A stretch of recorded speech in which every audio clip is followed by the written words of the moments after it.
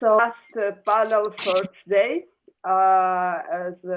if you are watching the previous panels about the DAO, we find out like it will be the real like conclusion of everything what we've heard before. But we will start with the introduction. And what is important for me, I would love to invite you to introduce yourself with one question, answering on the one question. What drives you and what brings you here on this panel on this topic, DAO and sustainability, from two perspectives. One of that is the personal side, and the other one is the professional side. And I will start like for me, like giving you some my perspective and example. I'm a Web3 enthusiast.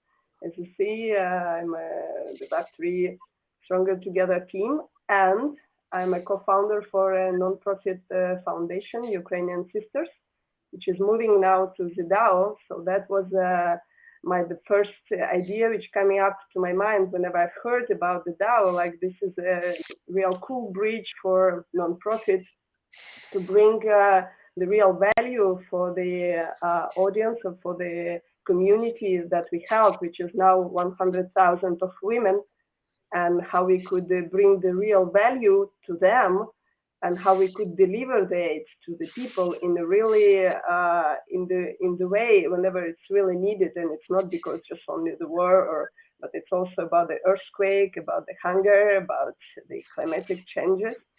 So, and on the beginning of this week, I received a proposal for the consultancy agency, which could help us to set the DAO, which is for $50K. And on the other hand, on the same date, I received a bill to cover for exactly the same amount the wood delivery to the east of Ukraine for 2,000 people. And you know, and I've got this dilemma, like to go to the DAO and to invest money there, or to deliver the wood, which is also needed to the people, and it should happen on one time, yeah. So and I've got this question, and I come here with one question. So technologies is for the people, or the people is for technologies, and who drives the technologies, the humanity, or it's on the backwards? So this is my side, and I invite you guys to share why you're here.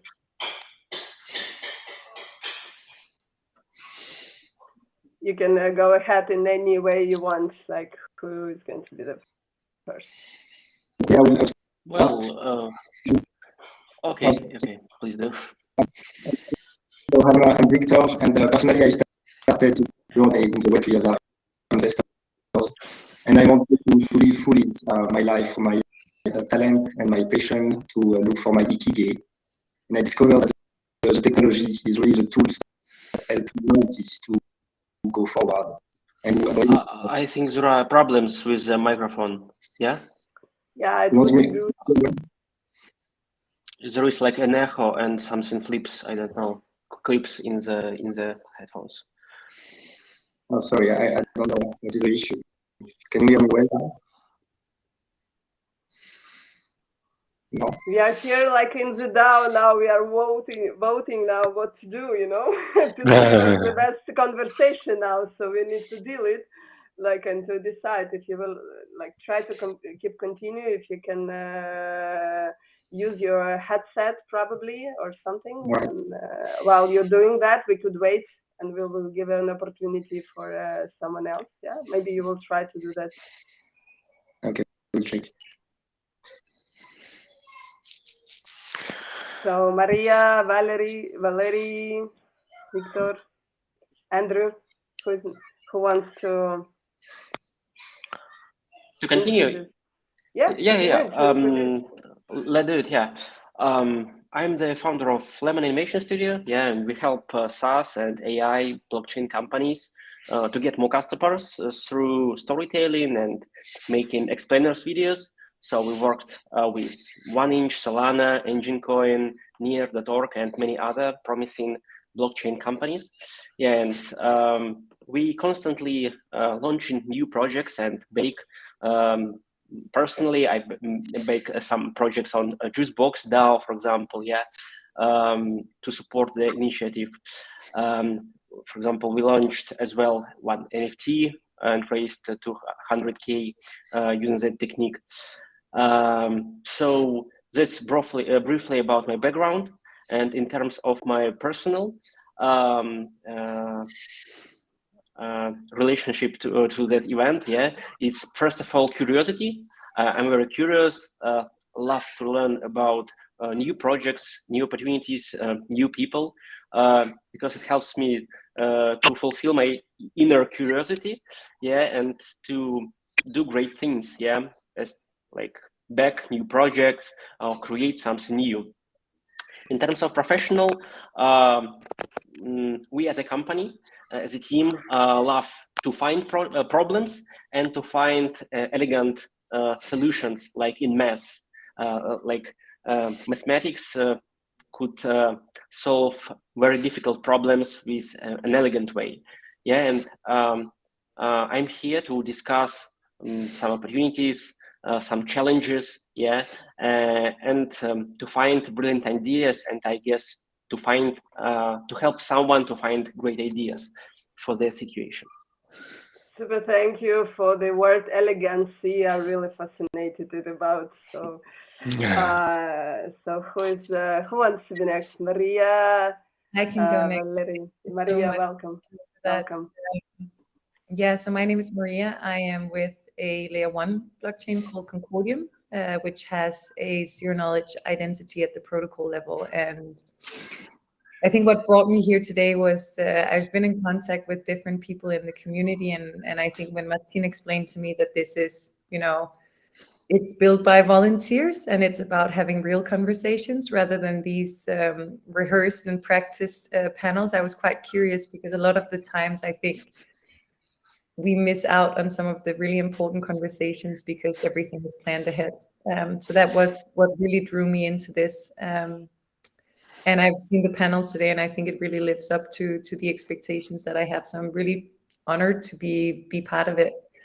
On a professional side, what brings me here, I've been working with technology since, for my whole life, actually. I'm a business by degree, but I'm a techie by training. And then I normally go that I'm an environmentalist by necessity, which is, I've always been very cautious of the planet and how we treat it.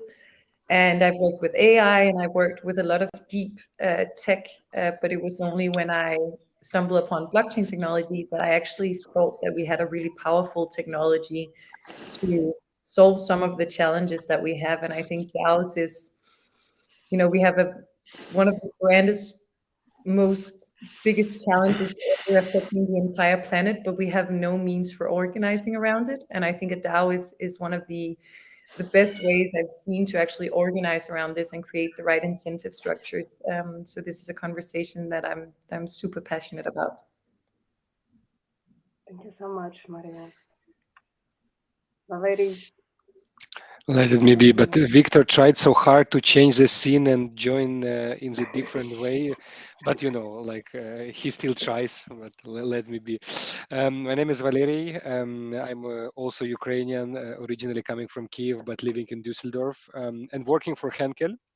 So that's kind of my professional part, and in Henkel I'm trying to bring the blockchain. We even have a very great blockchain department, but what I'm trying to bring more like Web3, the DAO type of ideas to help us to grow, to help us to find the new ways how to connect to our consumers who are changing very fast, and their expectation from the brands changing very fast. Yeah. And one of the pillars of Henkel is sustainability. It's a kind of core of our value. And we were the first company, I think in Germany, which still in late 80s, beginning of 90s, were creating this sustainability portfolio reports every year saying what we did to save the planet, or to help at least planet to live longer, which still kind of a big issue for us. And I truly believe that DAO and gathering the bright minds is the solution. its accelerator for the solution. And my professional goal is to find ways how to speed up this process in Henkel with Web3 and with the partners we could find. My personal interest is like I'm a very keen learner, and I'm happy to learn more about projects and startups and things, and to see how people who don't know each other can create something meaningful and sustainable. So that's my key interest.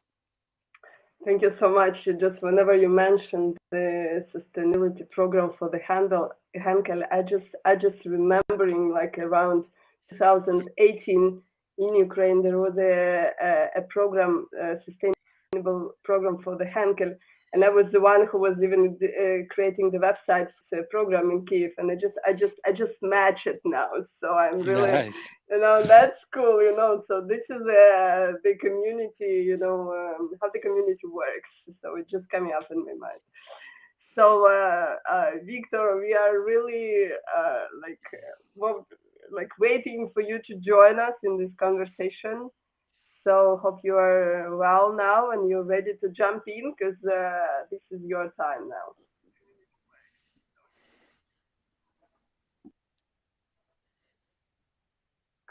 Yeah, Hi, can you hear me well now? Yes, it's brilliant. Thank you so much for your patience to do that. Yeah, so go ahead. Tell us about you a little bit. All right, good. Sorry about that. I thought I had a better connection. So I'm Victor, and I'm an investor since 3 years. And my mission is to bring education about decentralization. That's why I found that where we see how to become a freelance and entrepreneurs on the Web3, to discover your ikigai, your natural talent, and to live fully from your passion.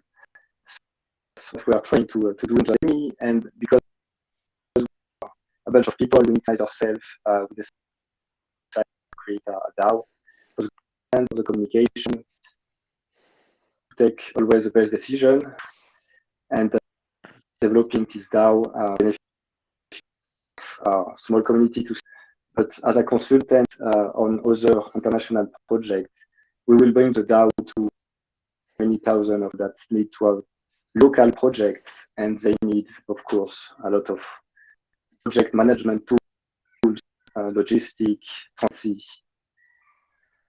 That is bring the data, the blockchain technology. So we are building that in a small group for now, but we are many thousands of local community projects that are waiting that we bring them this technology to help them to organize themselves and to be a organization, let's say. So I'm very focused on this DAO building right now, and the education is also one of my main focus, to bring, of course, the mass adoption and to more people that use the blockchain technology and discover the real benefits and the freedom using this technology. So sorry again for my connection. I hope it's better now. It's okay. I was thinking whenever you were speaking, and we still have some sounds from that, and I was thinking like this is also the inclusivity in some way. Like whenever we accept everything that is happening around, just because we are interested in you now. So I would bring us to the next step of discussion, because this is the question that I'm curious about the advantages for the DAO and the drawbacks of it. So we are all looking, from my perspective, for the transparency for all the transactions that we can do for nonprofit, which is important from the donor side and from the beneficiary side. Yeah, we are, and also what I'm looking for is for decentralized decision from the stakeholders of the nonprofit, and also my biggest dream is to invite all the beneficiaries in the DAO to influence how we are going to spread the money that we raised on. There is a few examples of it, the Wood mission is real ongoing mission now by my foundation, just because answering the questions how we could help to the women. By myself in Instagram, I received a message from a woman like, I don't need the food of packs, and I don't need any more anything else. I just need the wood in my house because it's cold. And I said like, well, really? And I started to look around like how I can do that. So, and that was that what influenced what I'm doing in my foundation. I stopped to do the humanitarian work and I start to look for the wood, you know. So, and this is like the biggest goal. But also, if to see on the Dropbox for the DAO, if we will do that and we will invite the people to take part in the voting of that, it will like break down it. It will bring the delay in decision making because we are all the humans, and it could be crashed because from the smart contracts are not ideal now. Yeah, so there is a lot of issues that coming up in my mind about, so what is your experience for now in your DAO building experience? How do you operate it? What you find out like is the best way to do it or to organize? What is pros and cons for it? So it would be really great, and if to see from the perspective of the company which is operating on the market for hundreds of years, I'm looking for this question: what helps DAO to be sustainable? What we should find? What is the appeal, the philosophy stone, you know, for that?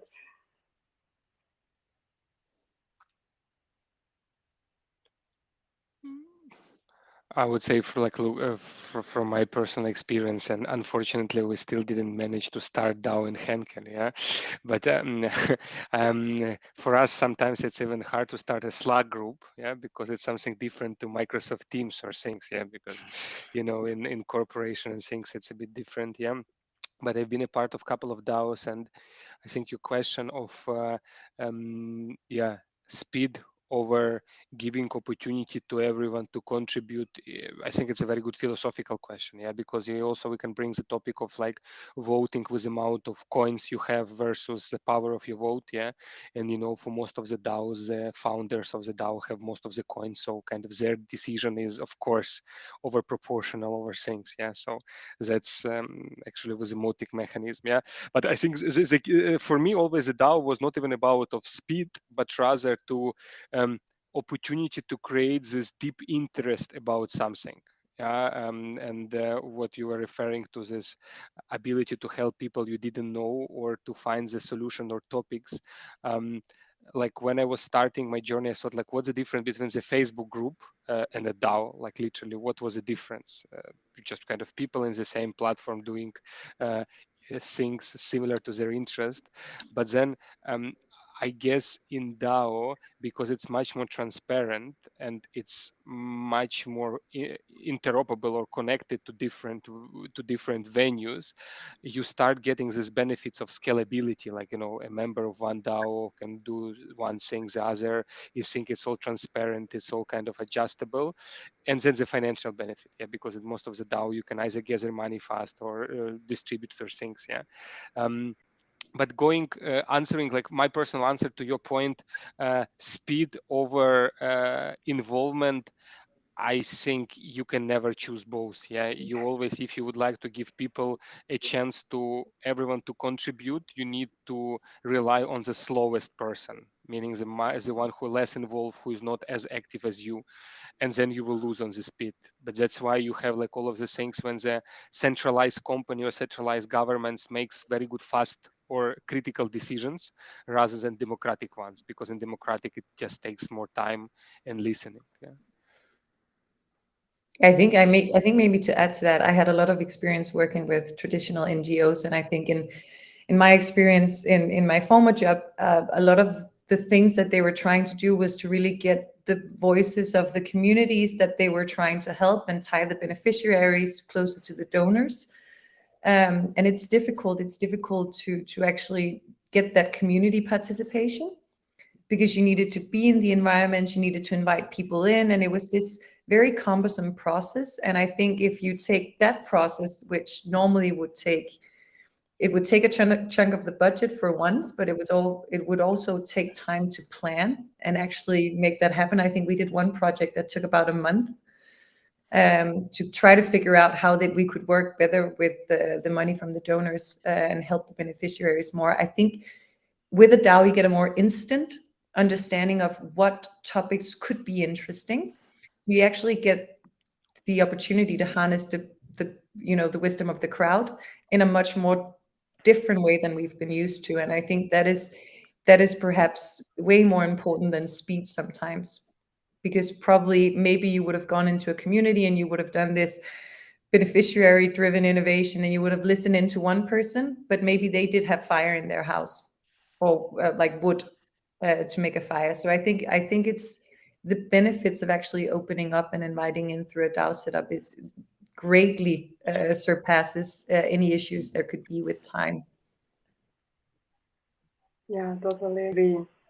That's great. Yeah, and I would like to start with a simple concept. Yeah, that's first of all, like community gathers, yeah, and have the same aims, yeah, goals and principles, and only then like DAO can be like organized, yeah, because like DAO helps community to make like actions, yeah, and to have like skin on the game, yeah. You vote, it's transparent, yeah, and you can get to the solutions, actions faster, yeah. And good concept here is like nuns.wtf, yeah, is a DAO of artists that each day automatically create NFT and sell to the community, like using auctions, yeah. And the guys have like 30,000 of Ethereum. Yeah, it's like enormous sum of money. Yeah, and artists can't spend that on like yachts, like houses, and etc. etc. Yeah, so they decided to create a DAO. Yeah, and each buyer of NFT have a voting power. Yeah, and they created a super simple portal where community can give different ideas and people can vote. Yeah, for example, they're launching a cartoon, yeah, a beer, whiskey, and different other initiatives. And even in Paris, Basel Biennale, yeah, I have seen a lot of posters with their sign. Their sign is like a square red or blue glasses, yeah, and that sign is like a signature of NFT of CC0 license, where everybody can use their glasses whenever they want, free of charge. It's like a Nike in the NFT.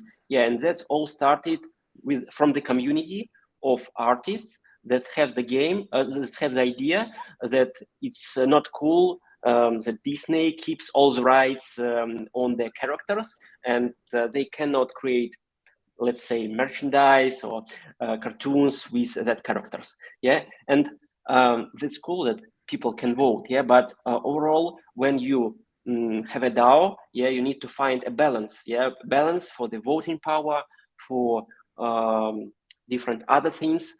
As we can see on the previous case that have been like several weeks ago, it's not connected with sustainability overall, but it's all about DAO. Yeah, Uniswap, it's DAO. Yeah, and Andreessen Horowitz has a large stake of voting power, so they blocked the solutions that can help Uniswap scale, because Andreessen Horowitz have the stake in the competitors of Uniswap.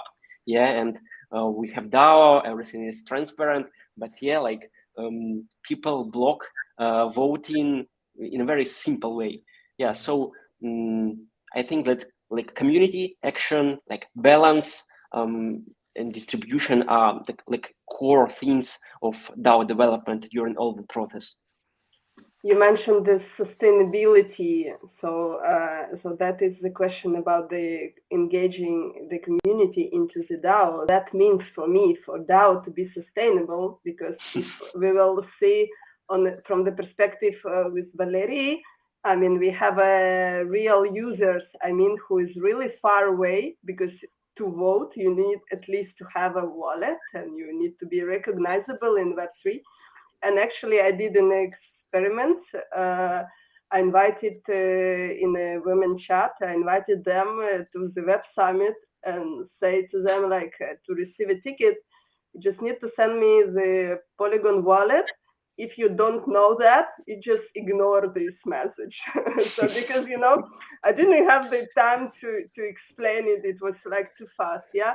And what has happened, the few women who already hold the information, they do the path and they record it and they create the instruction for others and they share it into the community, how them to help to onboard to the virtual summit, to explore what is what we as a foundation is going to present there. So this is the engagement for the community for me, and this is what drives me to to still to keep going in creating the DAO, because I see like it's actually possible. Maybe it will take more time to invite them into the DAO, but this is what is important for me to do. I mean, this is about the sustainability for the DAO as an organization. So what are your thoughts about this point of sustainability of DAO if we want to push or put our lives to, to drive it? So what is about what we are working on? I think that's a really good point, because it's about, are you able to ensure that what people gather around is interesting and important enough for them to keep the sustainability of that DAO alive? So how do you take the incentives of actually joining? And I think the topic of sustainability and doing good for the planet, I think that is one that is naturally gearing people to continue to contribute.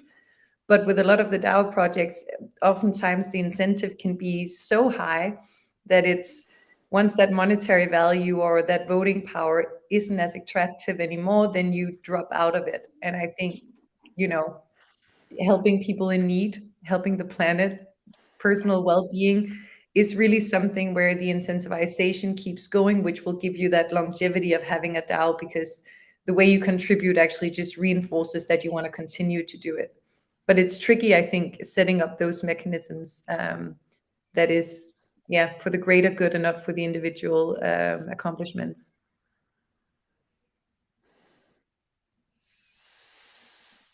We lost the Victor, so Andrew, lady. I think Victor is our joker. As soon as we become boring, he will pop up and he will be like with a perfect connection and with like a perfect English without accent. Yeah, like none of us. Yeah, I mean, like for me, like really the existential problem of DAO and big corporations or small corporations or whatever corporations is like.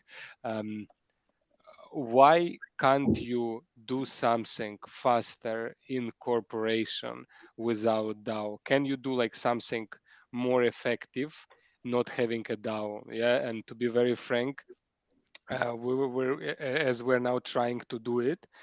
The answer is, I think, what DAO brings, it brings transparency and bringing everyone on the same page, which is unique, which is really unique, because the key alternative to is it's like constant alignment, constant like talks, constant meetings to bring everyone on like whatever things.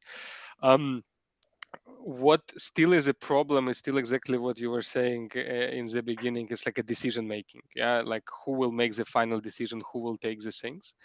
And going back to your previous things of like, yeah, if you don't have a financial benefit of participating in DAO within corporation, it will not work, because it's an added work, it's an added complexity to what you do in the normal way. Yeah, like because like normally like we have like a fund which we invest in sustainable initiatives or sustainable companies. Yeah, and how it's selected, we have different companies who we scout, and then the committee decides.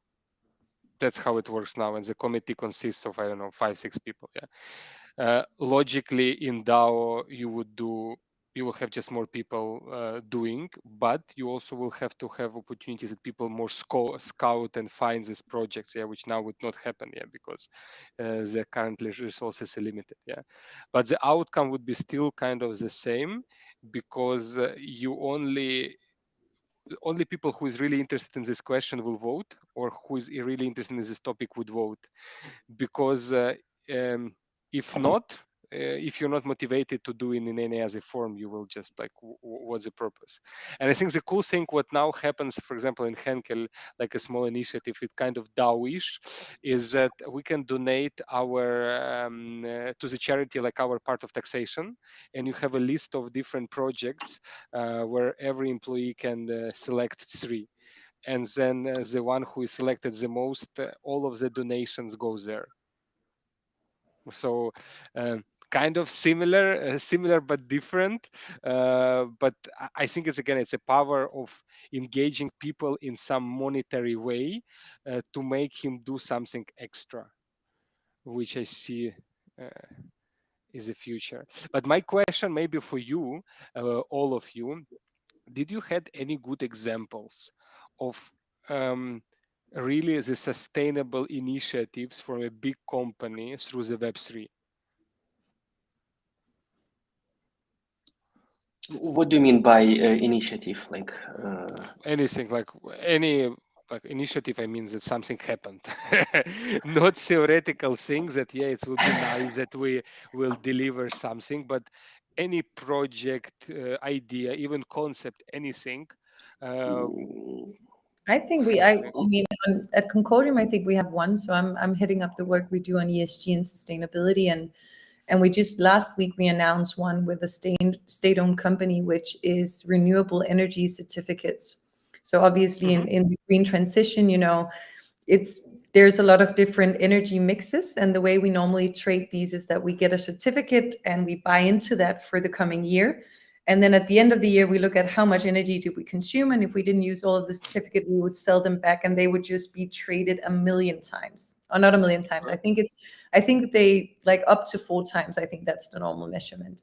And what we're building now with them is a solution that goes in on a 15-minute basis and actually timestamps any green energy being produced in that given period, meaning that you have a certificate that you can trust and that can't be traded.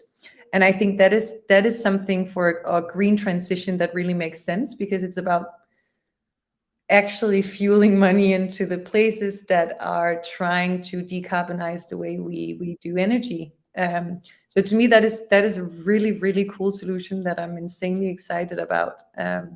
Not that much of a DAO topic, but it's really I think it's impressive. It's a state-owned company choosing a public blockchain and trying to make sure that we don't fiddle around in our energy claims. So it's about solving the problem of greenwashing, which is super great. I mean, I think that's exactly what we're looking as a Henkel try to do it. Yeah, how we can be more transparent and more, but also more impactful as well. Yes. Yeah, that Okay. was my question to you, actually, Valeria. Like, what the Henkel is looking for in a way of transition into Web3. What's the task you are solving as a company which is operating on hundreds a year? To be very frank, Alyssa, in some cases it's 2 things. The first one is transparency in all the actions we already do, because it's crazy. Like, if you really look at the amount of initiatives we're involved or we're contributing, it's massive. And we publish this massive sustainability report, but I guess only very limited amount of sustainability freaks read this report because it's like 160 pages or something. And then it's not transparent. Like it's not just that everyone could see it and can be even exposed to the bigger circle. That will be the first one. And then it's also kind of how could we, with our brands, help different communities. Yeah, because I remember we're having so many different great initiatives, like the social plastic initiative or support like the farming in Amazonia and things. But again, it's not, I would say, the very simple answer how to bring it more transparently and wider to the community of our actions, to encourage other companies to participate, yes, and to educate more of our shoppers to be more mindful in choosing the products and using the products as well. I have a suggestion. Yeah, like Me too. brainstorming.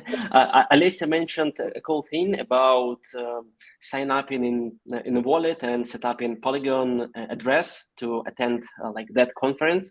And I think that's what huge companies should start with. Yeah, from education of their employees about how to sign up and create a wallet. Yeah, and to communicate with blockchain. I love the initiative of Louis Vuitton and Maya Hennessy about setting a program of getting all the diplomas and certification in NFT. For example, you are passing an internal exam, yeah, in a company, yeah, and you are getting an NFT, yeah, and you need to create a wallet in MetaMask, yeah, to get that certificate, yeah, and that's cool because nobody cares about like certificates when they are at home, yeah, like when they're printed. Yeah, it's not sustainable to print a certificate, yeah. But yeah, overall, you can have a wallet with different certificates, yeah, and you can build up like a gamification thing about all sustainability, yeah. You participated in that project, yeah, you get a drop into the finally in the end of the quarter, let's say, yeah. And by making that tiny step, you give people access to transparency, like he can check his friend's wallet, what's going on there, yeah, about different diplomas, and then you start building and getting more curiosity from the employees, yeah. And it's super simple, just to set up a wallet and a picture that's dropping onto the wallet of people. I think that's such an interesting idea. So I mean, I know you said that not a lot of people care about certificates. We have a use case building that is seafarer certificates. So people going out on boats. And the way it works today is that you have like a briefcase of the actual certificates with you, because it's such a dangerous job that you need to have all of these credentials, because the company is responsible for your life. But you carry around this briefcase, and we're looking into it with one of the bigger marine schools in terms of, can we actually do, so Concordium has this ID layer. So you're identified, but you don't necessarily give out your ID, so you're still private. But you get a soulbound token with that information in that ID credential proof. And it's just a zero knowledge proof saying, do you actually have the right credentials to go work on this boat? But I'm not giving away all of the information about myself, where I'm birthed, and all of those things. And I think those use cases are going to be massive in this coming period. And I think I completely agree with you, Andrew. A good place to start would be like, I don't know, a company like IBM who does a lot of internal training, or any company that does internal training, start with that. But there are actually industries where this is a huge issue. I mean, imagine if I'm going out on a drilling platform or wherever I'm going to go, and I just steal a friend of mine's paper. You need to be sure that it's actually me and I was the one who achieved that certificate. So yeah. Yeah, we can use multi-signature there. Guys, we are almost run out of time of the panel, and the tradition for the panels is to give the last minute for each one. But before, I would love to share, like, thank you guys. You give the perspective for Henkel from the internal side, but the first idea what coming up in my mind, it was for such big companies to work and to aggregate the climate DAOs that is already on the market. They are so beautiful initiatives around on a different way. So why sometimes, you know, there is the question of we need to invent something or just to aggregate them, to invite, to collaborate, because you have so amazing, like, kind of a power, you know, because you have the resources, and this is the way how you could also support the climate DAO and all other topics you have already on board in your mind as a company, yeah, to develop. So, and this is also what we are bringing here as Web3 Stronger Together, just to put us all together in one boat and to see, to look around what is what we can use, what is already done, like how we could help to integrate it in what we have already. So on the last part, I would it would be the free mic, you know, whenever you say whatever you want, even if it's out of the topic about the DAO, just your a moment of glory, take it and say a few words. Anything you want about you, about what you take with you from this discussion, whatever is coming up on your mind. Who is the first? We are in the DAO panel. The first who say I'm first, go ahead. Okay, I will be the first. So it was great to chat here, to discuss and to learn more about the initiative in Henkel and from Concordium, to learn more a little bit about like different use cases. I guess the people who watch the stream enjoyed, and got at least one idea that they can apply to their life, and I hope their life will be better from this. That was such a nice message, Andrew. I was getting ready to come with like a pledge that I really wanted to bring out, but that was just really beautiful. I think I want to follow up on something you said, Valerie, which is about this ESG reporting that a lot of companies has to do. I've been working for a few months on actually figuring out a way to do that using a blockchain to make sure that the data is accurate, that you can actually share it among your ecosystem participants, and that you as an individual can actually access it. So it's a cry for help to the community and everyone in Web3 Stronger Together. If you have anything on ESG reporting or any ideas, I would love to connect with you. Excellent. No, really. And my closing words would be, I actually want to thank Laran who organized it and kicked it off, because he was my kind of bridge from corporate to the Web3 world, and actually that's a baby of his, of really such a nice speakers like Andrew, Maria, you, and even popping up Victor was also cool, and of course a great moderator of you, Alyssa. So glad that there is a space of not just coin pumps and the shit posts, but real people talking a bit of human language. So Laran, it's a big thank you that you're creating such a community. Yeah?